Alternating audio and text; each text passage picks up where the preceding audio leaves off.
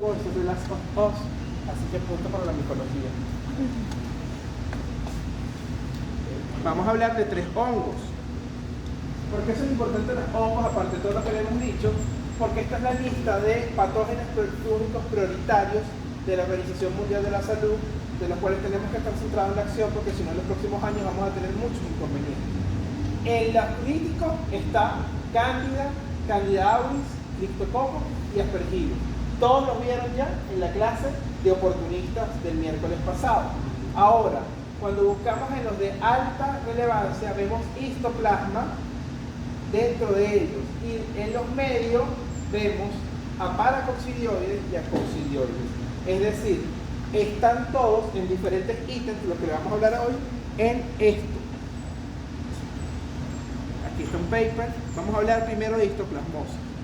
La histoplasmosis, mi jefa le decía el caballo de Troya.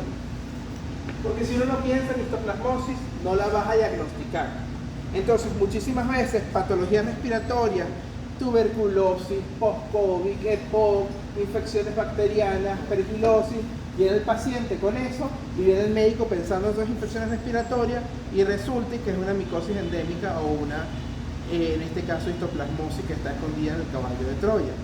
La histoplasmosis es una infección que es producida por un hongo que se llama Histoplasma sp. Ustedes van a encontrar en la literatura que se denomina Histoplasma capsulatum, pero ya van a ver que ya eso ha cambiado y ya no es Histoplasma capsulatum. Vamos a ver 2 características importantes. Una ya la saben, es un clásico ejemplo de lo que vamos a estar pasando uno al otro para que lo entiendan. No se estresen mucho, pero es una conferencia. La podemos ver en forma de que está aquí esta forma de moho. Y lo podemos ver al 37 grados centígrados en forma de ¿qué? De levadura. Igual lo vemos en el cultivo, forma de moho y forma de levadura. ¿Esto cómo se llama? Dimorfismo térmico. Y ese dimorfismo térmico es lo que me va a dar la característica de todo lo que tenemos que hablar. Aquí está el dimorfismo térmico a 28 grados y a 37 grados. A 37 grados la temperatura del cuerpo y está en levadura. O sea, mi cuerpo, ¿cómo va a estar? En levadura. Siempre les digo a mis chavos, pendiente, porque dependiendo de lo que si yo les digo que viene tomado del cultivo, ya ustedes saben que si viene tomado del cultivo del moho a 28 grados centígrados, lo vamos a ver en forma de moho, que es la que le podemos caracterizar. Porque las levaduras solas son levaduras chiquitas, pequeñas, de unas 10 micras, que no tienen ninguna característica que nos haga especial, salvo que la mezclemos con la epidemiología. Pero sí vamos a ver a nivel microbiológico las características de estas, que son macroconidios, característicos de histoplasma, que ya se los voy a decir, microconidios, que también están presentes, y fagiolitos. Entonces, eso es una característica. ¿Qué le gusta a él? Los suelos alcalinos. ¿Qué es lo que produce esos suelos nitrogenados? Esos suelos nitrogenados principalmente van a estar dados por las heces que les van a brindar el nitrógeno.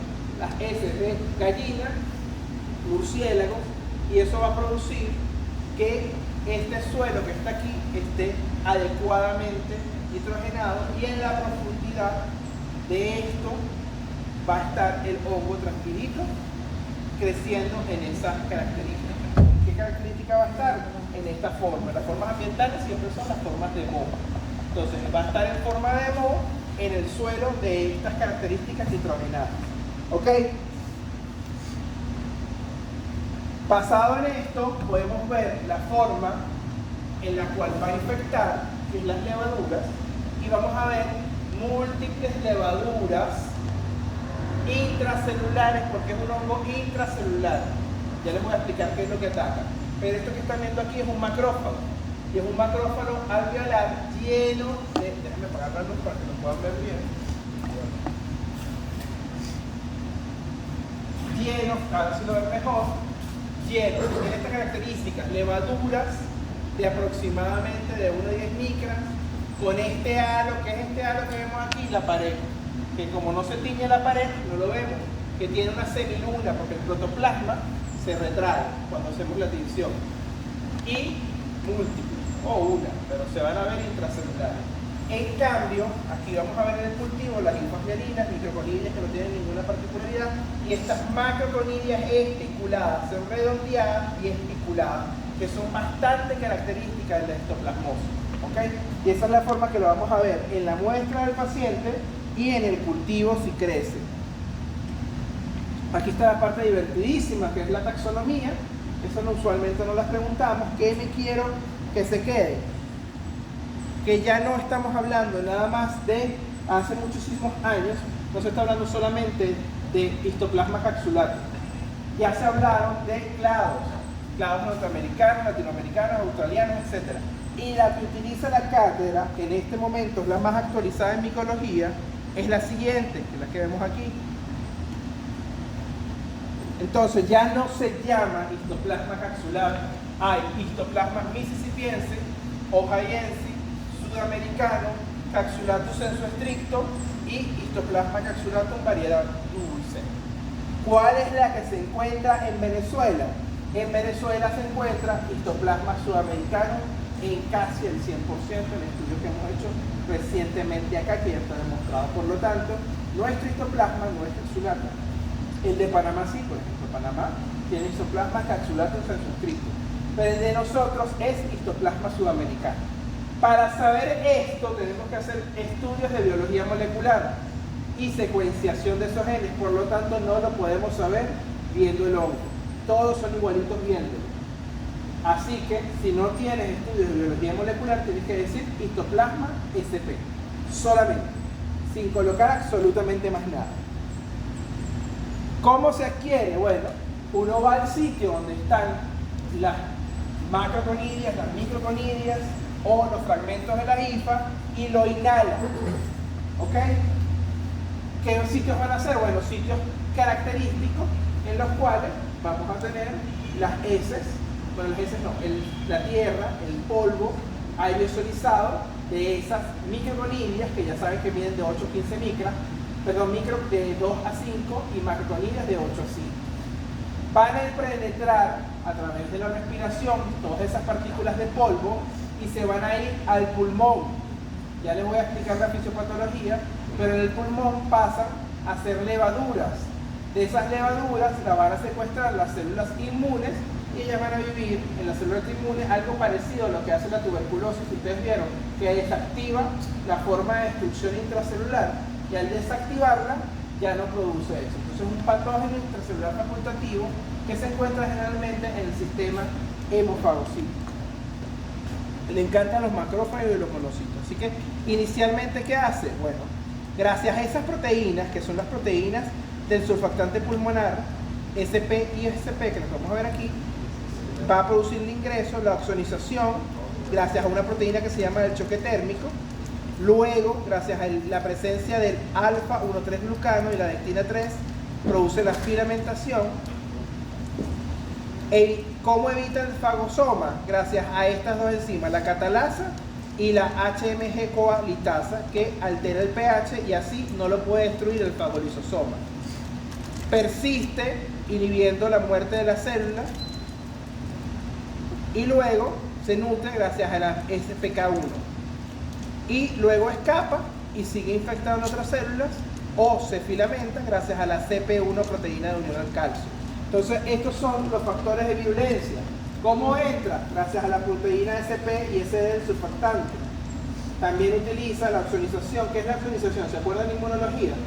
Lo que la hace más apetitosa para que la puedan fagocitar. Acuérdense que el hongo, no sé, yo le digo él porque se ha visto claro, pero él puede hacer lo que quiera hacer. Okay. La proteína entra a través de esta proteína, pero él va a buscar entrar, a diferencia de otras que evitan la oxonización, él la va a buscar, y la va a buscar gracias a esas proteínas que facilitan la oxonización. Luego se va a replicar y en esa parte tenemos el alfa 1,3 glucano, que además evita también la respuesta inmune intracelular. Luego que entra y ya está adentro, evita que lo maten los lisosomas gracias a esas dos enzimas que alteran el pH de la célula y eliminan los restantes, que es la forma en que el lisosoma destroza. Persiste adentro como con granuloma, como hace la tuberculosis, y una fisiopatología que, si se dan cuenta, es muy parecida a la de la tuberculosis. Y luego induce la muerte de las células, salen y siguen infectando, porque parece que la única razón de vida de estas cositas es infectar a los demás. ¿Cómo es la pared celular? Como cualquier otra. Tiene alfa 1,3-glucano, malanos, beta 1,3-glucanos. Ojo, el 1,6-glucano es muy inmunogénico, produce una alteración inmune que busca destruir el hongo. ¿Cómo le evita eso? Pone afuera el 1,3-glucano y adentro el 1,6-glucano. Entonces el sistema inmune nunca lo ve, nunca ve el 1,6-glucano. Quitina y la membrana plasmática, que es la característica que todos conocemos con el aldosterona. Entonces el macrófago se convierte en macrófago activado, puede producir dos vías.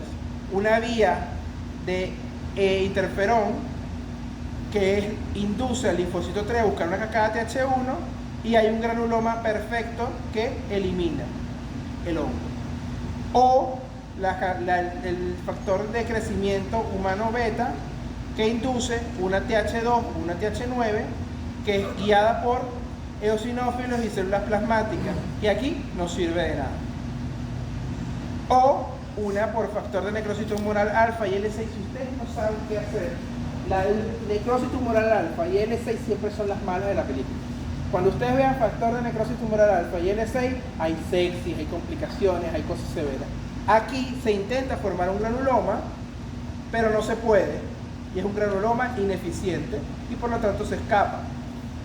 Es una enfermedad mundial, pero que tiene preferencia en ciertos continentes y es endémica en Venezuela. Por eso que no se debería llamar micosis endémica, sino profundas localizadas, profundas sistémicas, pero nosotros le damos las profundas sistémicas que son de nuestro país, porque hay unas que no son tan venezolanas.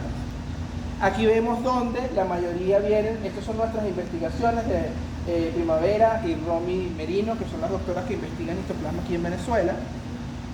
Aquí es justamente lo que les decía, la investigación hecha aquí en este instituto, donde demuestra que nuestro histoplasma no es capsulatum, sino sudamericano.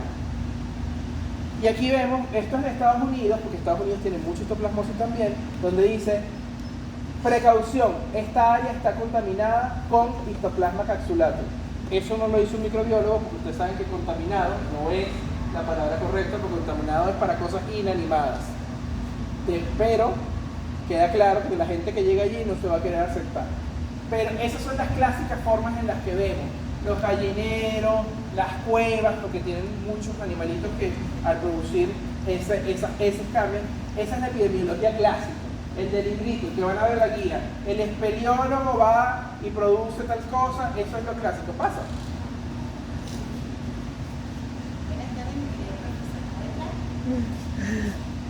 Pasa, llego tarde, pero igual se la repito. Pero actualmente, aparte de lo clásico y lo que van a ver, al final, ¿dónde está el hongo? ¿Dónde se encuentra el hongo que infecta? En las tierras, en el suelo. Por lo tanto, si hay movimientos de tierra o estas cosas, como los constructores, también puede haber una inhalación de la misma. Así que perfectamente es una de las cosas que vamos a ver. Entonces es una micosis rural. Evidentemente en la mayoría de los casos va a estar asociado a esto, pero vean las cosas que también suceden en sitios como aquí en Caracas. También tenemos personas que no van a hacer de ese suelo bastante nitrogenado. Vean cómo está en este punto los movimientos de tierra. Entonces son cosas que tenemos que investigar. Este fue un estudio colombiano en el cual identificaron como fuente de infección en una zona urbana el abono, y hemos tenido brotes en Venezuela descritos por abono, que no han sido publicados. Entonces el abono era hecho con heces y tierra y una cantidad de cosas, y eso cuando lo inhaló, todos dieron positivo para histoplasmosis y una se infectó. Entonces, que este estudio lo hicieron con serologías. Por lo tanto, el uso de tierras enriquecidas como gallinazo, guano, que es el abono, también puede transmitir en zonas. Entonces, al final es la tierra lo que nos preocupa mucho más. Aquí vemos una población que característicamente es imputable, que son personas que viven con VIH, porque si no tenemos células CD4, ¿qué cascada vamos a hacer? Ninguna relacionada a las células a la inmunidad celular, y por lo tanto ese paciente va a tener complicaciones más severas y nosotros somos zonas endémicas. Es lo que se llama una enfermedad desatendida. ¿Qué quiere decir enfermedad desatendida? Que tristemente hay una alta prevalencia y hay muy poca inversión hacia las enfermedades, hacia las micosis endémicas venezolanas. Otra cosa que siempre les pongo como ejemplo es el movimiento de las tierras a través del polvo del Sahara, que casi todos los años o cada ciertos años lo vemos en Venezuela, y vean cómo el polvo del Sahara tiene una relación con hongo. Ojo, no se identificaban estudios de tormenta de polvo histoplasma, pero es una alerta que siempre les dejo allí, porque es una de las opciones que ustedes siempre investiguen, y bueno, en hongos siempre van a poder investigar. Hay millones de clasificaciones de cómo se deben clasificar las micosis. Yo les traigo esta, que es la americana, que puede ser asintomático, adenitis, medianitis granulomatosa, medianitis fibrosante, la pulmonar leve, severa y aguda, la pulmonar subaguda, la pulmonar crónica, el histoplasmoma, progresiva diseminada y crónica diseminada. Esta es la de la ICSA. A mí me parece algo complicada. Nosotros trabajamos con una clasificación un poco más sencilla, que es histoplasmosis aguda, crónica y diseminada. La aguda es una infección respiratoria, usualmente no tan complicada, que produce fiebre, malestar, muchísimas veces asintomática, síntomas respiratorios inespecíficos, pueden ser graves y ser una aguda complicada, pero en la gran mayoría no se complica. La pulmonar crónica, que quizás es la más difícil, que es un fastidio, porque bueno, el paciente tiene un pulmón complicado, se presenta en consolidación y cavitación de las bases pulmonares, se parece mucho a una tuberculosis y es más difícil de diagnosticar porque se confunde con las otras enfermedades granulomatosas. Y la gente no sé por qué no piensa tanto en hongo, por eso le damos tanto énfasis en que piensen en hongo, sobre todo en esta cátedra que tenemos los micelios incrustados. La forma muy característica a la tuberculosis. Y la histoplasmosis progresiva diseminada, que se van a ver sobre todo en pacientes inmunocomprometidos. Ojo, se puede ver en pacientes y se ha descrito en pacientes con inmunidad controlada aparentemente, pero la gran mayoría lo vamos a ver en los pacientes VIH en la forma típica, que hay blastoconidias, diseminación linfomática, manifestaciones musculares, especialmente en la cavidad oral, y poca afectación pulmonar o manifestaciones cicatrizales, lo que vamos a ver en hepatosplenomegalia, adenopatías, alteraciones en la cuenta y fórmula blanca con una déficit de producción de celularidad por parte de la médula, y todo esto va a tener unas características clínicas posteriores. Aquí vemos bien diversas características radiológicas. Esta es pulmonar aguda, esta es crónica diseminada. Vean cómo se parece una tuberculosis en estas cavernas. Aquí vemos las alteraciones que también pueden ser diseminadas a través de la cavidad bucal. ¿Cómo se realiza el diagnóstico? En hongos, esto es un rompecabezas que siempre tiene que tener la clínica, que ya vimos que era bastante inespecífica, por eso es relevante la epidemiología, de dónde viene, qué hacía, cuál es la ocupación. Usted ha inhalado tierra, casi todo, tristemente inhalamos tierra en algún momento, pero bueno, ha inhalado tierra, trabaja como construcción, es agricultor, trabajó en dónde, fue a la cueva del Guácharo, fue a la cueva del Indio, fue a alguna cueva. Todo eso hay que preguntarlo para uno investigar en su mente. Y por supuesto, como último, hacemos pruebas de diagnóstico de laboratorio microbiológico. Micólogo que se respete, el examen directo es fundamental porque nos permite hacer diagnóstico rápido.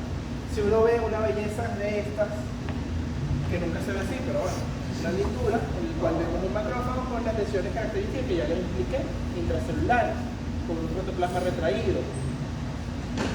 Aquí vemos una, esta es de nosotros, pero esta de Brasil. Vean qué bello, la semiluna. Esta nos hace el primer diagnóstico, ¿ok? Entonces, ¿cuál es el problema? Que tiene que tener alguien que sepa verlo. Aquí se ve bellísimo, alterado, gigante, pero ustedes saben de qué tamaño es el macrófago, que yo he visto. Entonces, pónganse a ver esto es un monocito, dentro de un monocito. Difícil. La histopatología es fundamental. El cultivo es, tristemente, tarda mucho en crecer. y cuando crece, el paciente sobrevivió, se murió.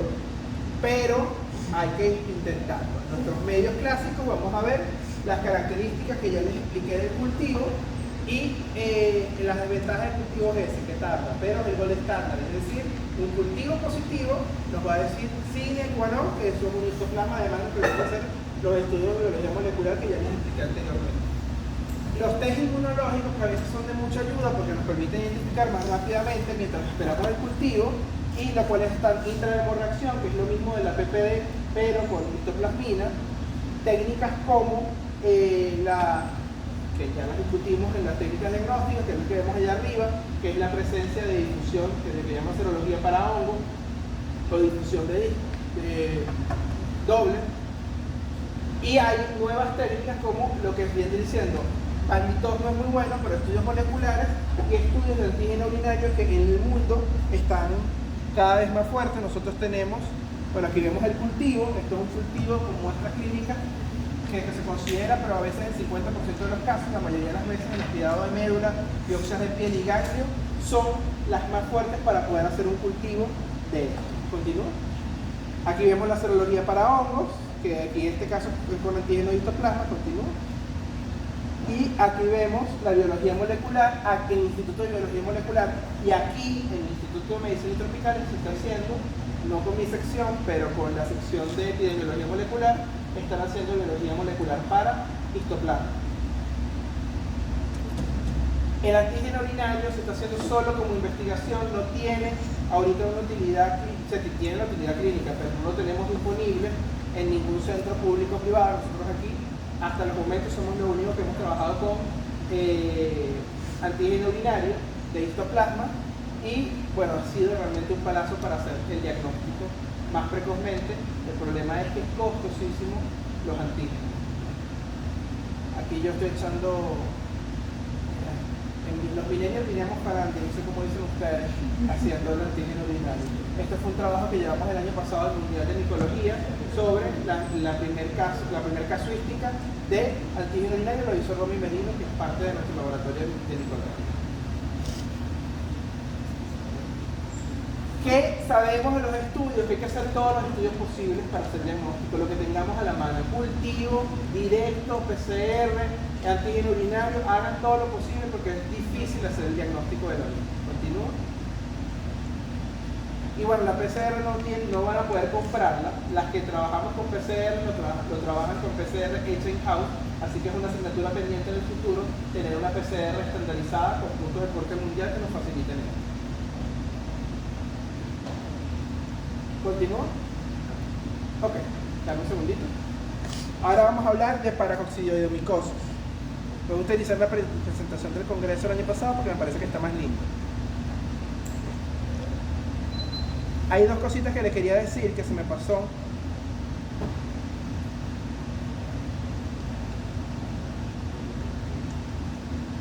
Que era que las micosis endémicas son una amenaza subestimada, porque hay cosas como el clima, la urbanización, la migración y el uso de inmunosupresores que están expandiendo las áreas endémicas. Ya se reportan casos fuera de sus zonas clásicas, y el Blastomyces, el Coccidioides, el Megomyces, Sporotrix, ya yo les dije a mis chamos, pero el Sporotrix es un problema, quizás no el chechengue, pero el Brasiliensis, que está asociado a una zoonosis por los gatos, es un dolor de cabeza que Dios nos ama y nos quiere, y no ha llegado a Venezuela, pero Brasil está cundido. Así que cuando nos llegue, con todos los gatos callejeros que tenemos, yo que hago los gatos por locura, tengo dos, va a ser un problema de salud. Los míos no salen, ahora van a salir menos. Continúo. Entonces, la paracoccidiomicosis es endémica de varias regiones del país, especialmente en las áreas rurales y agrícolas, y la coccidiomicosis está presente en ambientes más xerófilos. Continúo. Vamos a hablar de para. En 1908, por Adolfo Lutz, vean el bigotazo que echaba Adolfo Lutz, brasilero, hizo el diagnóstico y publicaba. Esta es la publicación real en la que se hizo la paracoccidiomicosis. Fíjense que no dice paracoccidiomicosis, habla de pseudococcidia localizada en la boca de una persona, o sea, y una correlación se hizo en la boca de un paciente en Brasil. Continúo. Esta belleza del paracoccidioides es uno de mis hongos favoritos. Esto es una fotografía de la doctora Sofía Mata, y Y es una fotografía que yo añoro mucho porque esta se parece a la forma en 3D, pero esta fotografía que está aquí se tomaba cuando la fotografía, no como nosotros que tenemos la cámara, ponemos el iPhone, le quitamos la florcita y tomamos la foto sin problema, ¿no? Esta era una fotografía de la época en la cual tú tenías que tomar la foto y luego irla a revelar. Y si salía, salía, y si no salía, no salía. Entonces imagínate una fotografía científica de esta belleza tan linda y que se hubiera perdido porque no salió. Entonces, es un hongo dimorfo, como ya lo habíamos hablado, que tiene dos características, tiene una fase elevaduriforme y una fase filamentosa. En la fase elevaduriforme tiene de 5 a 30 micras, es un hongo hasta 40 a 50. Eso quiere decir que es un hongo grande, no es un hongo pequeño. ¿Ok? Es un, ojo, no tan grande, el más grande que vamos a ver aquí es Coxi, pero este es un hongo que sigue siendo grande. A mí me encanta porque yo lo veo, el litoplasma me cuesta mucho, es muy chiquito, pero este lo vemos cualquiera. Por lo tanto, le va a gustar a ustedes porque lo van a ver bien en la práctica. Es multibrotante, ¿qué quiere decir eso? Usted veía que la cándida tenía una gemación, a lo mucho. Aquí vamos a ver múltiples gemaciones alrededor de manera clásica. En la forma parasitaria, los cultivos a 37 grados, la vamos a ver con esa característica de colonia cerebriforme. Alguien me dijo que alguna colonia era cerebriforme. Esta colonia sí se ve como un cerebrito, si se dan cuenta. ¿Ok? En la fase filamentosa son hifas ramificadas, tabicadas y hialinas con caminosporos intercalares. Eso no se lo vamos a preguntar porque es más peludo, no tiene una característica tan bonita como la del histoplasma que tenía las esférulas especuladas. Aquí lo que vamos a ver es esta característica. Y las colonias, si nos ayudan, es algodonoso, rugoso, color blanco, blanco amarillento, que se torna café. Todas estas fotografías son de la sección de mitología. Aquí está la parte que más les gusta a ustedes, la parte de taxonomía, pero sí de que anteriormente se hablaba solamente de Paracoxidoides brasilensis y Luxi por Lux, que fue el que lo descubrió. Continúo. Pero actualmente se habla de que existen diferentes especies de Paracoxidoides, hasta los momentos 7. Paracoxidoides sensu estricto, que es que está en Brasil, venezuelensis, restrepensis, panamericana, Seti, que es de los delfines, no es nuestro, Luxi, que también tenemos en Venezuela, y Loboi, que antes se llamaba Lacasia loboi, y que actualmente ya sabemos que no era Lacasia, es una especie de paraco que tiene una relación muy importante con los delfines también, con el Paracoxidoides seti, y que no son cultivables. El resto son cultivables, y nosotros en Venezuela tenemos la presencia de venezuelensis y Luxi, son los dos Paracoxidoides con mucha más frecuencia de venezuelenses. Ese es nuestro Paracoxidoides. ¿Continúa? Entonces tenemos uno tan venezolano como la de él. Y vemos la distribución de nosotros, que yo le dije que teníamos Luxi y brasiliensis. ¿Continúa? Ay, no, podemos tener también. Ojo, entonces ¿qué vamos a ver? Bueno, hay tres enfermedades: la paracoxidoides clásica humana, la lobomicosis, por el Paracoxidoides loboi, y el seti, que es el de los delfines. El seti no se lo voy a preguntar porque es de delfines, que no son veterinarios, pero los otros dos sí. Continúo. Fíjate cómo les hago esa asemejación porque me parece bastante interesante. Es una enfermedad latinoamericana, es una enfermedad nostra. Así como van a ver el año que viene con el tripanosoma, es una enfermedad típica de Latinoamérica, por eso está súper desatendida. ¿Ok? Continúo. Si bien eso es cierto, la gente de Latinoamérica le gusta irse de Latinoamérica, y al irse a otros lados puede manifestar años después de enfermedad, si le dan algún inmunosupresor, si tiene algún problema inmunológico que desencadena en el futuro, y hacer manifestaciones fuera de nuestro país, en este caso si se van de Venezuela. Y eso hace que podamos ver casos en Japón, en Australia, en Estados Unidos y en otros sitios donde no es endémico. Que no quiere decir que esté allá, sino quiere decir que la persona migró. En 1966 Negronia aisló en el sur de Argentina aparentemente, y nosotros en el 71 en Venezuela, en el Paracoto. Yo quiero pensar, y ya pasó el efecto del amor, yo quiero pensar que fue así, Pero hay mucha gente que está en contra porque estos experimentos nunca pudieron ser reproducidos. ¿Okay? Por lo tanto, no sabemos estrictamente el nicho biológico del páramo. Van a encontrar esto en muchas literaturas y en otras literaturas se afirman que cualquiera de estos dos lo descubrió en el suelo. En esencia, la epidemiología nos dice que sí, seguramente del suelo fue que está el páramo, algo parecido a lo que sucede con el histoplasma. Entonces, y que hay un reservorio que se está estudiando y que cada vez tiene más fuerza, que es el cachicamo. ¿Ok? No, para atrás un segundito. Aquí vemos cómo los agricultores tienen una importancia, entonces vamos a ver epidemiológicamente, tiene que preguntar, usted cultivó, usted hizo agricultura, porque hay relación con los suelos como habíamos visto anteriormente, y es parecida a la fisiopatología del histoplasmosis. Continúo. Aquí vemos lo mismo, hay algunos hospederos que se están investigando, el clásico es el armadillo. El armadillo y el cachicamo es lo mismo, ¿no? Sí. Yo voy a decir cachicamo porque es más nuevo. Es el cachicamo. Y vamos a ver la característica de la persona que viene de zonas más rurales. Continúo. Aquí vemos la fisiopatología de lo que sucede. Tenemos neutrófanos, macrófagos y las células dendríticas. Hay una proteína que es fundamental, que es de las que más se está estudiando, que es la GP43, que permite todo el proceso fagocítico. ¿Ok? Y esto va a producir, no produce apoptosis, porque yo necesito tener esa célula viva para poder sobrevivir de ella. Hay adaptaciones metabólicas, expresión de genes de proteínas, resistencia a los estrés oxidativos y cambio al modo de invasión. Y luego permanece en esa célula feliz a nivel de la multiplicación continua y ya es llevado por los fagocitos a otros órganos, aparatos del sistema.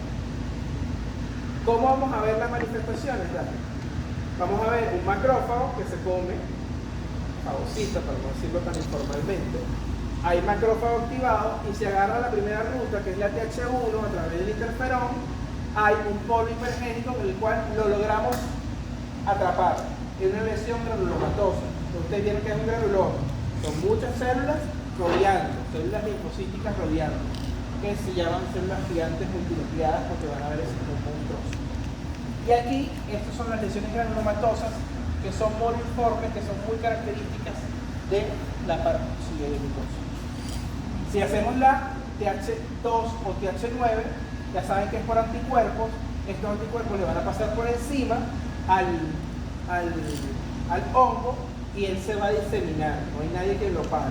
Y van a producir estas lesiones en donde están los ganglios. ¿Ok?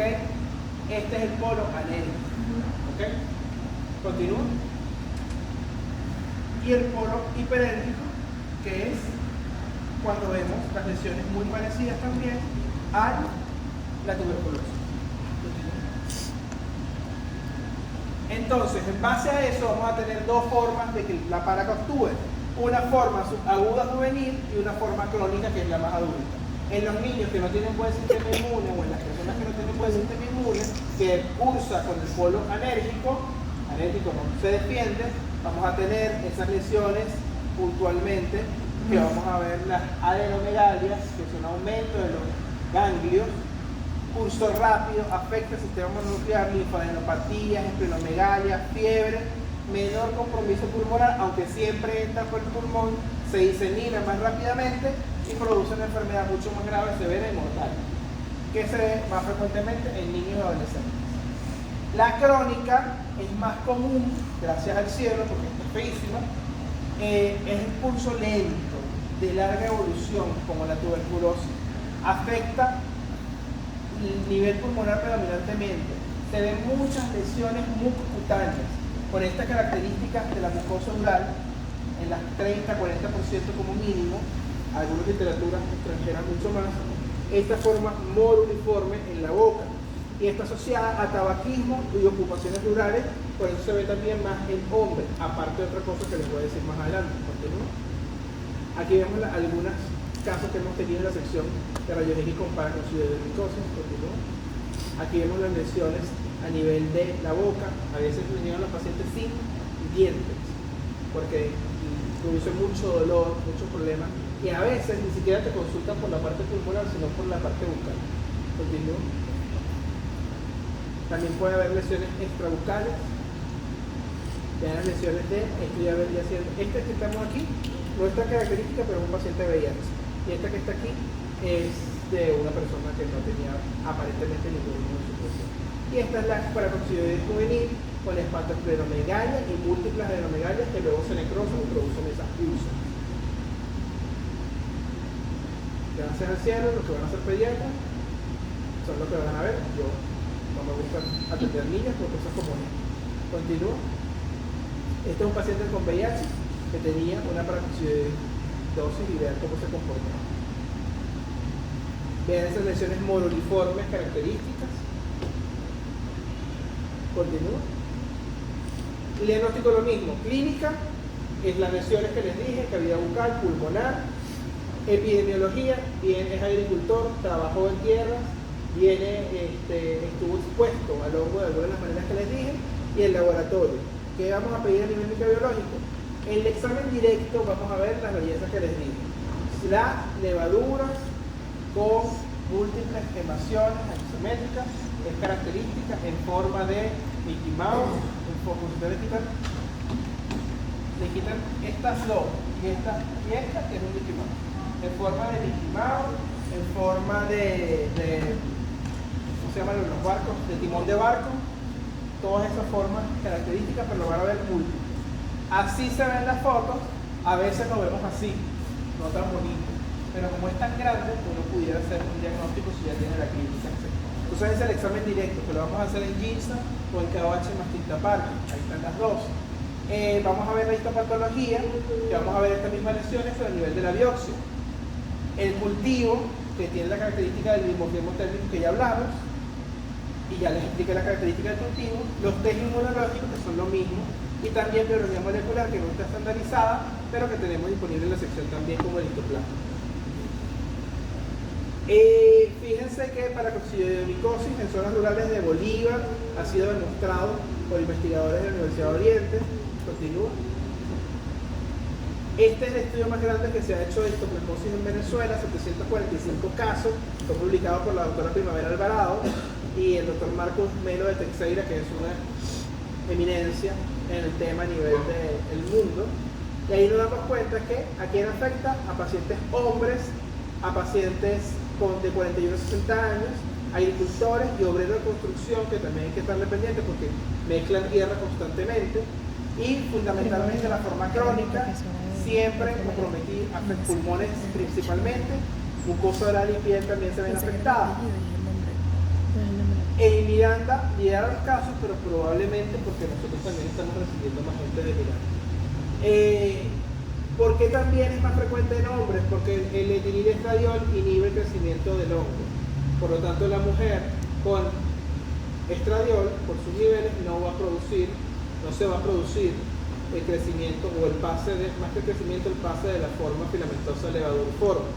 Y al hacer esto no hace toda esa fisiopatología que les expliqué en hace un momento, y por lo tanto va a ser más frecuente en hombres que en niños. ¿Continúo? Aquí ven cómo tomamos una muestra de lesiones bucales. Continúo. De un paciente. Como dijo el odontólogo, tomando la muestra de la cavidad oral del paciente y vemos las lesiones características. Esto es KOH más tinta parque. O sea que en 5 o 10 minutos el señor salió con el diagnóstico de histoplasma. Continúo. Vamos con coccidiomicosis. ¿Por qué tengo esa cara de tristeza? Porque no la veo casi. ¿Por qué no la veo casi? Porque no estoy en la zona donde se ve. Continúa. Esto es real. Ya hay una correlación entre esos bigotes fantásticos y la micología. Estoy pensando en darme unos bigotes así para ver si puedo ser mejor micólogo. Esto no les puse la cabeza porque me dio cosita, pero esos son los brazos, la mano y el pie del primer paciente. Y la foto de la cabeza estaba aquí. Por muchos años en el Museo de Ciencias Naturales de Buenos Aires estuvo la cabeza de esa persona. Ya no lo pusieron, lo quitaron por cuestiones éticas, pero todavía pueden ver las manos y los pies de la persona que se hizo el primer diagnóstico de coccidioides en el mundo. ¿Ok? Y ahí la ven, la fotografía. Y este es el paper. Porque está el paper, el de... ¿Continúa? Ya estamos terminando. La fisiopatología del coccidioides imitis posadasi es Posadas, fue el primer paciente, por lo menos si lo dejaron ahí expuesto le pusieron el nombre al bichito. No creo que esté feliz solo por eso, pero por lo menos. Entonces, el método de inhalación es igual, solamente que aquí se ve en zonas xerófilas con toda la propiedad. Hasta el momento, y digo hasta el momento por una razón específica, Lara, Falcón y Zulia. En el examen, Lara, Falcón y Zulia ya tienen algunas cosas que pensar, dentro de las cuales viene la coccidioidomitosis. ¿Ok? ¿Qué características tiene? Tenemos una férula con múltiples, así no se ve tan bonito, yo tengo pero más bonitas en su interior, y una férula que es grande. ¿Ok? Esa es la característica de este hongo. De lo que vamos a ver en mitología es el hongo más grande. Y cuando lo cultivamos en la fase no levaduriforme, la vamos a ver como unas hifas rexofíticas, como esta característica de, bueno, le dicen como baldecitos, estos baldes. Estas son las hifas rexofíticas, que son las características. Si ustedes ven al microscopio un examen directo y ven hifas rexofíticas, huyan. ¿Sabes? Porque es peligrosísimo, es un hongo bastante... Los hongos, acuérdense que no son muy virulentos, pero este hongo sí es virulento. Y una mínima cantidad de este hongo sí puede hacer mucho daño, a diferencia de los demás hongos que necesitan más inóculos. Por lo tanto, este es un hongo peligroso. De hecho, la forma de coccidioides imitis, que es la forma estadounidense, imitis viene del latín peligro. O sea que coccidioides es peligroso, sería la forma en que alertamos que esto es difícil. Entonces, si ustedes agarran un cultivo y le dicen aquí está, ustedes esperemos que esté sellado y no como lo que tenemos aquí. Continuamos. Aquí vemos las características, vemos las esférulas, vemos las características del cultivo, aquí vemos las rexofíticas, continúa. Puede hacer múltiples manifestaciones, no solamente pulmonares como las que habíamos visto, sino también diseminadas como las que hemos visto, pero también musculoesqueléticas y a nivel del sistema nervioso central, es decir, puede hacer encefalitis también, por hongos. Entonces es una enfermedad mucho más agresiva, aparte por supuesto de lesiones cutáneas. Es más o menos lo que hemos hablado anteriormente. Aquí tienen todas las proteínas que forman parte de los factores de virulencia, por ejemplo las proteínas de las paredes de las esferas que producen las adherencias a la matriz celular. El tamaño, solamente la presencia de este tamaño tan grande evita que se la coma. Entonces ya el tamaño es un factor de virulencia. La producción de metaloproteasa, que impide la fagocitosis, la producción de erginasa, que es proliferación y crecimiento fúngico, ya que necesita esos aminoácidos poliamina y ornitina, la disminución de óxido nítrico del macrófago y la producción de ureasa. Así que ya vamos viendo ciertos factores de virulencia que son importantes. Continúo. Está reportado, por cierto, anteriormente en Latinoamérica, el pálaco está en Latinoamérica a excepción de Chile. No sabemos por qué, pero no se ha detectado para coccidioidomitosis en Chile. ¿Okay? Y aquí vemos que en Norteamérica vamos a ver imitis y en Sudamérica vamos a ver posadasi. Ya no es imitis para todo el mundo. Ya se sabe que la especie latinoamericana es coccidioides posadasi. Y la especie americana, que fue la primera descrita, es coccidioides imitis. Lo mismo, clínica, viene de Lara, Falcón y Zulia, tiene la clínica que les describí, es agricultor, trabaja con tierra, se ponen los chinitos encima, ya viene con la cromomicosis. Hay que pensar en eso. ¿Qué hacemos en el laboratorio? Lo mismo, examen directo, histopatología, cultivos microbiológicos, los test inmunológicos que son los mismos que había dicho, y las técnicas moleculares, malditos no tenemos, pero que es proteómica, no es molecular, y las técnicas moleculares que aquí también tenemos, pero con la misma característica, son hechas en casa, no hay ninguna industrializada. Y aquí vemos las lesiones en piel de una paciente que venía de Lara con estas lesiones, y vemos las esférulas gigantes, con todas las esporas adentro, los esporangios adentro, Continúa. Aquí también, esto es otra muestra de biopsia. Esta es de tejido muscular. Continúa. Y aquí vemos las diferentes formas que la vamos a ver: la pulmonar, la meningitis, la esquelética, la cutánea, dentro de las características. Las extrapulmonares y las pulmonares. Continúa.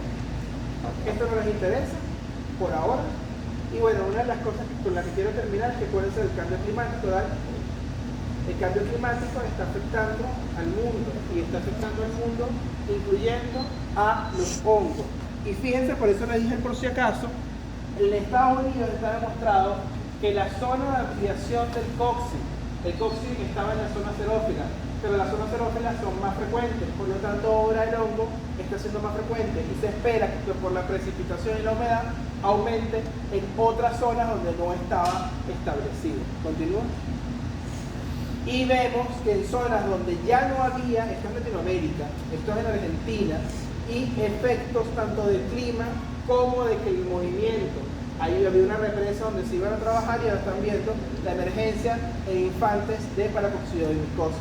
Entonces, los cambios humanos y climáticos están produciendo cambios en la epidemiología, así que tengan los ojos muy claros hacia los hongos. ¿Por qué? Porque los hongos, según las últimas investigaciones de Gavi, que es el Global Action for Fungal Infection, que habla de que las enfermedades fúngicas superan la tuberculosis, la malaria y la hepatitis C, que hablan de el 6% de 55 millones de muertes anuales en todo el mundo. Véanse cómo están todas las que le dio la profe, que les habló de aspergilo y candia, cómo mata gente indirectamente, y otras enfermedades mundiales. Siguiente. Y David, que trabaja con nosotros en la sección y en el instituto, que es una eminencia, fue fundador de Gavi, es presidente de la Asociación Mundial de Micología, y habla que las enfermedades fúngicas son más comunes de lo que la gente, médicos y profesionales de la salud pública, suelen apreciar. Es probable que el número de muertes por enfermedades fúngicas sea el doble del que se estimaba anteriormente. Principalmente, ya no la pasas todavía, el principal factor que contribuye a la muerte por enfermedades fúngicas es la falta de diagnóstico oportuno, lo que posteriormente conduce a una ausencia de tratamiento. Ya, déjame cambiar para hacer, porque está la del Congreso. Ah, no, sí está. Entonces, siempre recordarles que no hay áreas libres de micosis. Ya el doctor les explicó aspergilo. En este momento estamos inhalando miles y miles y miles de esporas de aspergilo. Pero sí hay áreas libres de micólogo. Entonces nosotros tenemos que hacer la ventana que les permita hacer el diagnóstico de todas estas cosas. Muchas gracias.